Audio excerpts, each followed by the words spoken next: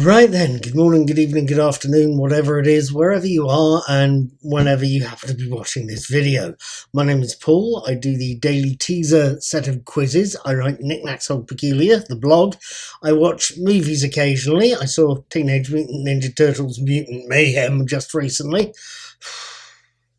And I've been watching the Apple TV Plus series For All Mankind, its fourth series, over the past few weeks. Right at the moment, it's Tuesday the 16th of January, and last night I saw the last episode of this series, Perestroika. I wanted to tell you what I thought of it, and possibly what I thought of the series as well. Episode 10, Perestroika, opens not with a summary you'd see in other series, but with a long shot of one of the plains of Mars. A patch of seemingly deserted plain that has that rarest of things in it, a piece of human junk, a wrench sticking out of the surface, something that causes a passing Helios team to stop to see what the mysterious thing is. 2 months later, we shift to the bridge of the Ranger, the craft bringing the Goldilocks asteroid past Mars and en route to Earth. The mission is going well enough, but Farmer James McWafford is deeply suspicious of Samantha, Tina Rushing, and has made sure she's being discreetly watched. He thinks she was involved with the sabotage of the communication unit and wants to find evidence. Back on Mars, Timur Avalov of the KGB and Mike Bishop of the CIA, Nikita Bogolyubov and Billy Lush have been interrogating Miles Toby Kebbell, severely enough that Miles has broken and told his torturers exactly where in the base that the Ghost Ops saboteurs are based.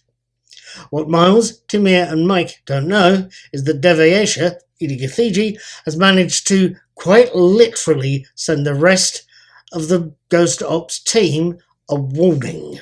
Back on Earth, Margot, Ren Schmidt, is not having a good time. For starters, her Soviet boss, Irina Svetlana Efremova, is in the States and getting along famously with Eli, Daniel Stern, Margot's or Irina's NASA opposite number. It's getting worse for Margot as her leader, Coral Pena, has some bad news for her. Her leader has found out what happened to Sergei. Things can only get worse. Now, what did I make of Perestroika and the fourth season it's the climax to? Perestroika itself is a superb episode. It's a tense, compelling, edge-of-the-seat drama that had me glued to my seat until literally the last minute.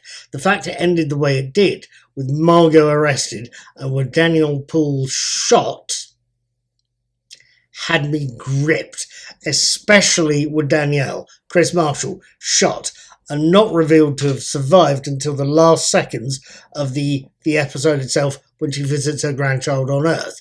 We see what looks like a coffin getting dragged out of that spaceship. It's seconds that also show us what's potentially in view for an upcoming fifth season, with Devayesha on the Goldilocks asteroid, on the base on the Goldilocks asteroid, and the year 2012 flashing up on sight. It tells me a few things. It's an ending that tells me Series 4 of For All Mankind has been an utter blinder of a Cold War space race, with gambits from people, nations and corporations thrown into the mix, and that Series 5... if Series 5 carries on in the same vein as Series 4, it's going to be a very interesting watch. Right, now with all of that lot said, done, dusted and brushed under the carpet and then jumped up and down on until we get blisters, with all of that said, am I going to be looking forward to the fifth season of For All Mankind? Yes, I am. I definitely am. Going on what I've seen so far of the fourth and earlier ones, it's quite a show. Quite when the fifth season's going to get released, though, I honestly don't know. I am and was expecting it at some point later this year, but I suspect it's probably going to be early in 2025. I don't know. I will not know until I see the publicity for it go past, at probably about the same time you do. Until then, I'm planning to watch and review a few things.